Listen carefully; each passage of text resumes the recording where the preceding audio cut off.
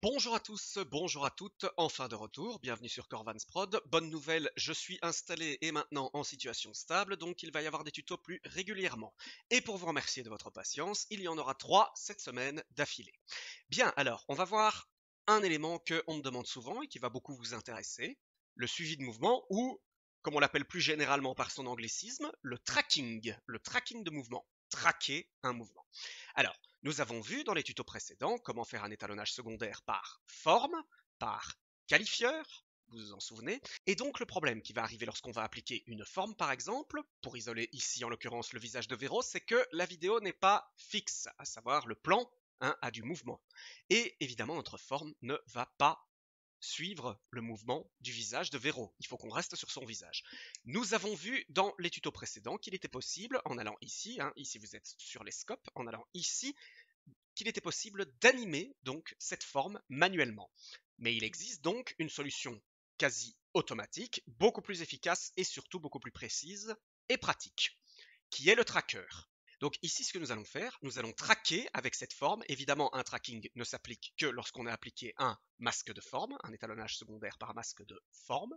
Et donc du coup, nous allons ici suivre le mouvement du visage de Véro. Pour cela, nous allons aller dans la fenêtre du tracker qui se trouve ici, juste à côté des formes. Tac. Voilà, alors, avant de rentrer dans le tracker à proprement parler, posons-nous la question, comment peut-on traquer le mouvement dans une vidéo? Je vous rappelle, un clip, une vidéo, il y a plusieurs informations, c'est un espace 2D qui se délimite par une longueur, une largeur, et aussi par des pixels donc, et des échantillons de chrominance, de luminance. Exactement comme avec le qualifieur, c'est avec les échantillons de chrominance ou de luminance que nous allons appliquer un tracking, nous allons suivre. Comment? Eh bien, Resolve va déterminer. Il va utiliser un point de référence, comme par exemple, on pourrait prendre ici cette zone et dire que cette zone ici, ce point est un point à tel niveau de luminance, tel niveau de chrominance, et ensuite il va comparer sur les images avant ou les images après, au fur et à mesure des images pour rester, donc pour déterminer, retrouver cet élément de luminance et de chrominance, et ainsi donc arriver à traquer son mouvement. Donc ça, c'est la science de base. Alors maintenant, voyons un peu la fenêtre du tracker. Comme vous voyez, nous allons retrouver ici, précisément, donc une timeline, une micro-timeline, comme on la retrouve dans l'animation, et qui est synchronisée au plan. Si je me mets par exemple ici, en toute fin, je suis à la fin de mon plan. Si je me mets ici, je suis au début. Donc là, rien de plus simple, on a ici donc notre échelle temporelle du côté du plan au fur et à mesure du tracking. Alors, option très importante, celle-ci.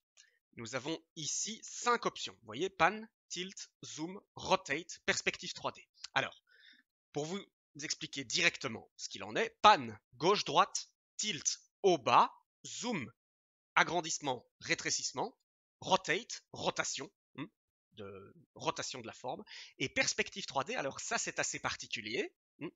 La perspective 3D, eh bien, ça rejoint ce que je vous avais expliqué rapidement avec le qualifieur 3D. On va ici utiliser les mêmes principes de pan, tilt, zoom, rotate, mais également on va comparer deux points entre eux pour simuler une parallaxe, comme pour avoir, si vous voulez, une profondeur 3D. Je vous renvoie au tuto précédent où j'ai fait un aparté sur la parallaxe et comment simuler une profondeur 3D dans une image 2D. Et je n'ai pas suffisamment de plans explicites où pouvoir utiliser le tracker 3D pour pouvoir vous faire une démonstration efficace. Si dans un futur proche, je dispose d'un plan où le tracker 3D est efficace, je vous ferai avec plaisir un tuto bref au sujet du tracker 3D. Bien, alors, donc, ces options vont déterminer la forme doit suivre donc quelle direction, quelle transformation de plan. Est-ce que, vous voyez ici, si on regarde un peu le visage de Véro dans ce plan, on peut voir qu'elle recule, donc que son visage se rétrécit, devient plus petit au fur et à mesure de son éloignement. On peut voir qu'elle passe de droite à gauche et quelque peu de haut en bas. Donc, ce qu'on peut dire ici, c'est qu'il va falloir utiliser le zoom, le tilt et le pan. De prime abord, il n'est pas utile d'utiliser le rotate. Je vais donc désactiver le rotate et le perspective 3D, la perspective 3D. Maintenant, comment appliquer un tracking? Eh bien, c'est tout simple. Vous avez des boutons ici. Vous voyez? Eh bien, faisons déjà un tracking. Je vais cliquer ici pour le bouton qui s'appelle Track Forward, donc lancer le tracking après la tête de lecture. On est parti. Et vous allez voir, voilà.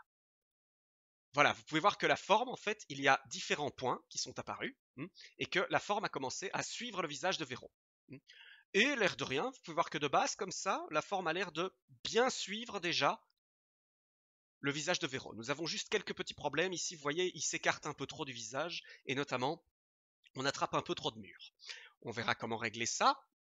Mais dans un premier temps, on va recommencer le tracking et on va peut-être essayer quand même avec le paramètre de rotation. Donc je vais réinitialiser ici tout le tracking effectué et je vais recommencer en cochant l'option Rotate.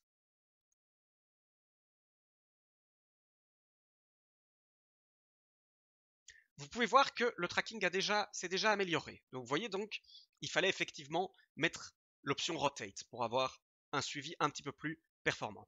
Cependant, vous pouvez voir encore que nous avons ici un peu la forme qui se décale du visage de Véro.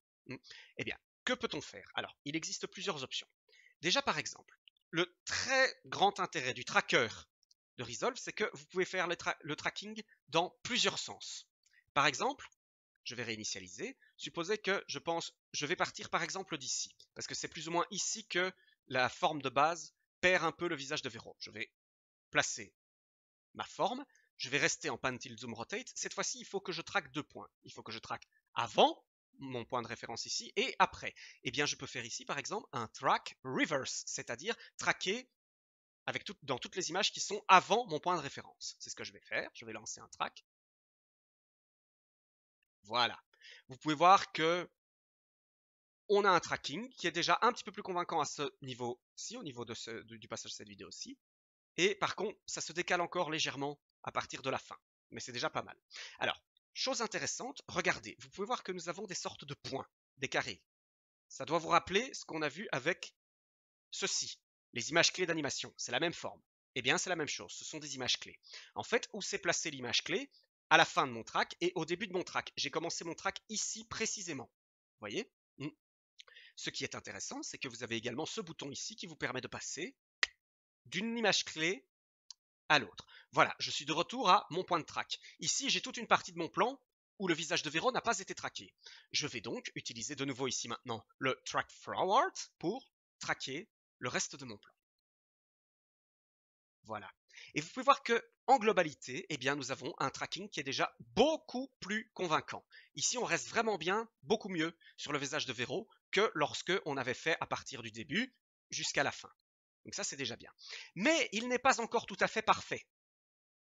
Vous pouvez voir qu'ici, enfin, donc, comme on l'a vu tout à l'heure, la forme se décale légèrement et commence à attraper un petit peu plus de murs.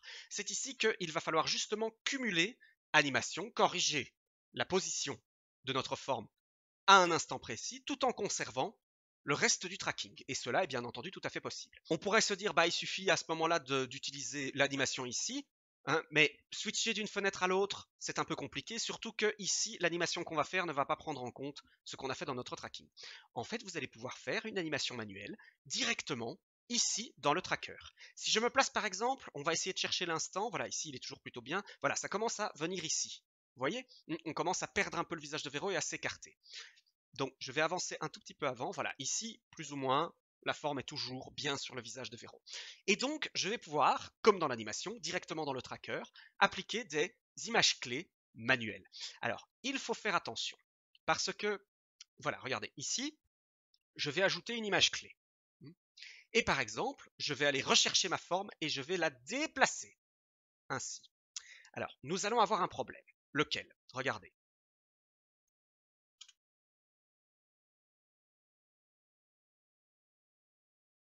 En réalité, en fait, ici, quand j'ai déplacé ma forme, il a conservé les paramètres de track, mais en déplaçant tout le track, tout le mouvement du track de X%, c'est-à-dire de mon animation manuelle. Pourquoi? Pourquoi est-ce qu'il a fait cela? Purement et simplement parce que je suis en mode clip. Si je remodifie la forme, j'indique que je modifie, donc je fais une modification de la position ou de la géométrie de la forme sur tout le track, en conservant les points de track, mais donc avec X% sur tout le clip. Il faut passer en fait ici en mode frame. Donc alors faites très attention, ici c'est quelque chose qui peut arriver assez souvent, on n'y pense pas forcément. Si vous désirez compléter votre tracking avec de l'animation manuelle, passer toujours en frame. Alors, à quoi ça peut servir de corriger en clip? Eh bien, ça peut être très utile, par exemple, si vous, pour avoir un tracking plus précis, vous avez traqué une zone qui n'est pas la zone que vous vouliez traquer, mais qui est un peu sur le côté et qui est un petit peu plus, par exemple, définie au niveau couleur, et puis qu'ensuite, après que vous avez les mouvements de track, vous redéplacez toute la forme, donc, sur l'élément que vous vouliez réellement traquer. Voilà. S'il le faut, je vous montrerai un exemple. Je n'ai pas de plan de nouveau explicite par rapport à ça, mais je vous montrerai un exemple si je trouve un plan explicite. Bien, donc faites attention ici, toujours, si vous voulez modifier. Donc je vais faire ici un CTRL Z, voilà, pour replacer ma forme. Et en fait, je vais revenir, voilà. On était plus ou moins ici, elle est plus ou moins correcte. Voilà. Et donc, je vais replacer ici un point clé d'animation. Voilà. Et donc, je vais ici passer en frame. Faites donc toujours attention. Restez en frame pour modifier à ce point-ci. Voilà, nous savons qu'à ce point-ci, c'est correct. Je vais me décaler plus par là. Voilà, maintenant, vous voyez, la forme commence à se décaler du visage de Véro. Je vais donc la redéplacer manuellement. Hop, voici. Et vous pouvez voir que automatiquement, le tracker a rajouté une image clé.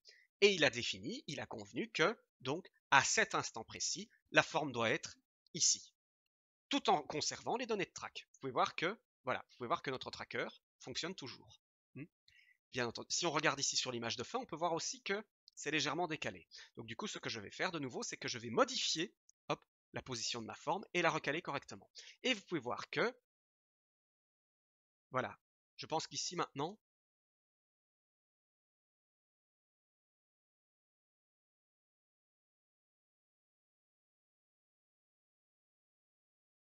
et vous pouvez donc voir qu'ici, nous avons un tracking parfaitement opérationnel qui suit parfaitement le visage de Véro. Et vous voyez aussi que c'est beaucoup plus facile d'animer dans cette fenêtre que dans celle-ci. C'est pour ça qu'ici, moi, je ne me sers en tout cas des keyframes que pour l'animation de couleur. Je ne me sers pas en fait de l'animation des images clés d'animation pour l'animation de forme. Là, je passe direct par le tracker. Sauf éventuellement si je dois mettre évidemment une keyframe statique, ce qui n'est pas possible ici avec le tracker. Bien, donc voilà, et bien ça c'était comment fonctionne un tracking. Donc vous pouvez déjà vous-même l'utiliser avec précision pour traquer vos différentes formes. On peut donc dès à présent utiliser une correction colorimétrique pour améliorer le visage de Véro. Je vais revenir ici. Voilà. Je vais lui donner un petit peu plus de couleur, un peu plus d'éclairement.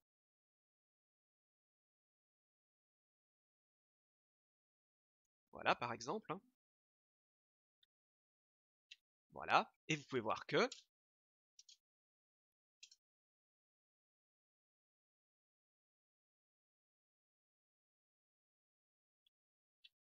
vous pouvez voir donc que notre forme suit parfaitement le visage de Véro.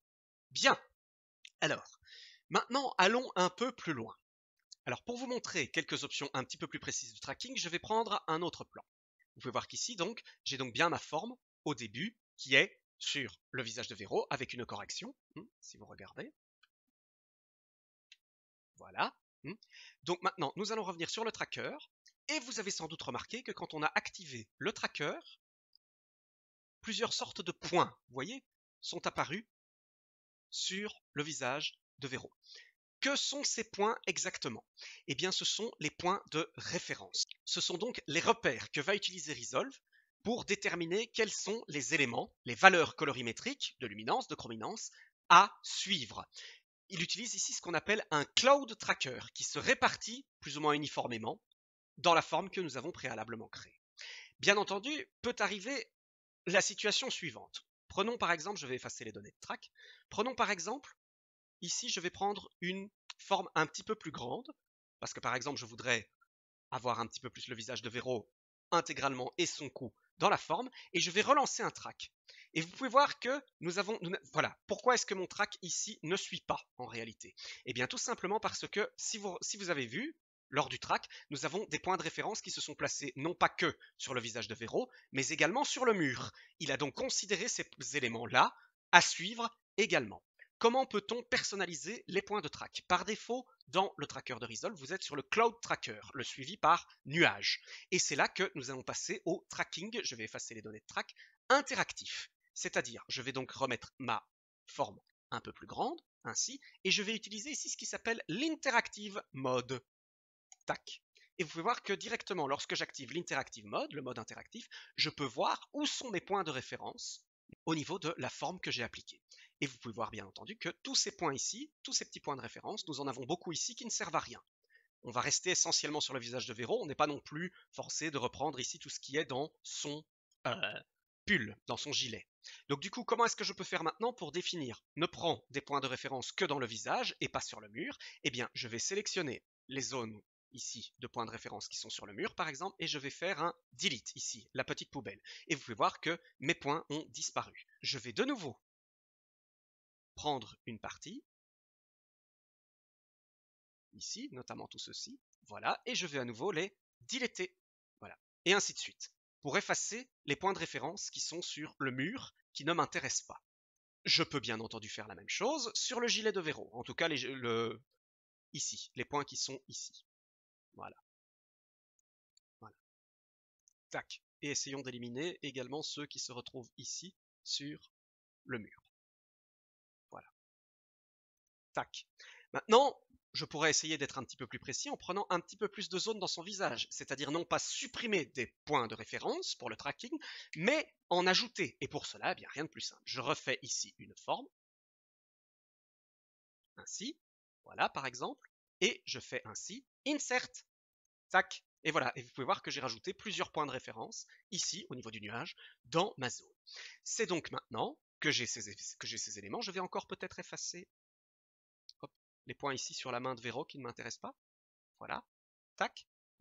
Et c'est donc maintenant que je vais pouvoir relancer un track. Et normalement, vous verrez que ce ne sera pas parfait, mais si on n'a plus de points de référence sur le mur, la forme devrait déjà mieux suivre. Voilà. C'est loin d'être parfait, mais vous pouvez voir déjà que, voilà, au moins ma forme n'a pas suivi les indications du mur. Il est resté sur Véro. Et voilà comment vous allez pouvoir personnaliser votre track. Soyez sûr déjà d'avoir uniquement des points de référence, définir des points de référence sur l'objet que vous souhaitez traquer. Alors donc, nous avons vu ici les options plus ou moins complètes du Cloud Tracker, du tracker par nuage, c'est-à-dire une zone avec plusieurs points de référence. Mais il est possible, notamment par exemple une utilisation très classique de cela, c'est ce qu'on appelle, je vais prendre pour ça un autre plan, en l'occurrence celui-là, en l'occurrence celui-ci, c'est ce qu'on appelle le tracking 4 points. Vous pouvez par exemple avoir besoin de n'utiliser pas un nuage avec plusieurs points de référence, mais un seul point, par exemple une zone de luminance très très très élevée que vous souhaitez traquer. On peut par exemple prendre ce plan-ci et traquer uniquement la lampe. Cela fonctionnerait avec un cloud tracker, bien entendu. Mais on pourrait se dire que ici, un seul point au niveau de la luminance suffit. Pour cela, on va passer ici en point tracker. Voilà. Vous voyez qu'ici maintenant, nous n'avons plus que la flèche d'indication d'ajouter un point ou de supprimer un point. Si je fais par exemple ici un @tracker_point, vous pouvez voir que j'ai ici, regardez, voilà, un point de track qui s'est ajouté. Et je peux donc le mettre par exemple sur ma lampe. Voilà. Et donc ici, en fait, ce qui se passe, vous voyez ici le tracking qui s'est effectué, j'ai pu traquer avec seulement un point de référence. Et bien entendu, vous pouvez faire par exemple un tracking à 2 points. Mais celui qui est, je pense, le plus souvent utilisé dans, à mon avis, pas mal de cas, c'est ce qu'on appelle le tracking 4 points. Comment faire un tracking 4 points? L'exemple le plus typique, c'est si vous désirez incruster une image dans un écran de télévision, ou alors prendre uniquement une fenêtre. C'est ce qu'on va faire ici. Pour cela, je vais par exemple essayer de suivre ce cadre. Vous voyez? Alors, déjà, regardons un peu le plan et on peut voir qu'il y a la tête de Laura, Lyra, qui passe ici devant le cadre. Donc, je vais commencer ici mon tracking. Je vais appliquer une forme. Je vais aller chercher ici une forme personnalisable. Voilà, que je vais placer de cette façon. Je vais ici prendre mon cadre. Voilà. Cela fonctionnerait également avec le Cloud Tracker, mais vous aurez probablement plus de précision avec un Point Tracker. Et donc c'est typiquement ici, vous voyez, quand on traque une fenêtre, qu'on va se servir du tracking 4 points. Et donc comment faire un tracking 4 points dans Resolve? Je passe ici en Point Tracker, j'utilise un premier point de référence, je vais zoomer dans l'image pour repérer plus mes points de référence, par exemple, voilà. Je vais aller chercher un point ici, je vais mettre un second point que je vais placer ici, au niveau de mes références du cadre. Je vais encore chercher un troisième point que je vais placer ici, pour bien avoir le suivi de mon cadre. Et un quatrième et dernier point que je vais placer ici. Voilà. Et donc maintenant, on va faire ce qu'on appelle un tracking 4 points. Vous vous souvenez, si je continue, je fais mon track en continuant les images, le visage de Laura va passer devant le cadre. On risque de perdre nos points. C'est pour ça que je vais donc utiliser le tracking reverse. Et vous pouvez voir que le tracking n'a pas réussi. C'est normal, le plan n'est pas vraiment adapté. Malheureusement, je n'ai pas trouvé d'autres plans où je puisse avoir suffisamment explicite, où je peux avoir une fenêtre, un écran, vous voyez, à 4 points pour le suivre correctement. Enfin bon, c'est pas grave. Ce que je vais faire maintenant, on va considérer quand même que le tracking s'est bien passé. Je vais aller après l'endroit. Je vais repasser ici en frame. Je vais donc aller après, par ici. Hein. Après le passage de la tête de Laura devant le cadre, je vais déplacer ma forme. Voilà, je vais prendre mes 4 points, je vais les redéplacer au niveau du cadre, ainsi. Et je vais relancer maintenant un track. Voilà, et vous voyez qu'ici, là, le track a suivi. Là, si vous regardez, voilà, on a donc le track qui a plutôt bien suivi notre cadre. Et on voit que, grâce à l'animation manuelle, mon track a correctement suivi ici le cadre en passant derrière la tête de Laura. Et voilà donc, on touche plus ou moins, je reviendrai dessus évidemment, à toutes les options que vous avez pour pouvoir traquer correctement vos formes, traquer et effectuer un tracking sur vos plans. Alors, il existe d'autres options que nous n'avons pas encore vues. Par exemple, si je vais ici dans les indications. Ici, je traque par fenêtre, c'est window. Je peux aller dans le stabiliseur. Alors, le stabiliseur, qu'est-ce que c'est? C'est pour stabiliser vos plans, quand vous avez des plans tremblotants. On retrouve la même option dans la page Edit. J'en ferai un tuto dédié, un tuto bref. Et FX, ça c'est encore pour autre chose. C'est quand vous appliquez quelques effets de compositing avec les OpenFX ici. Je ne vais pas l'aborder ici sur ma chaîne, sauf évidemment si vous y tenez vraiment. Voilà, vous me laissez un commentaire. Bien, voilà, bah écoutez, avec ceci au moins, vous savez déjà traquer vos formes pour suivre le mouvement de vos plans. Eh bien écoutez, ce tuto est terminé, je vous remercie beaucoup de l'avoir suivi et je vous dis à demain, sinon à après-demain, sur Corvansprod.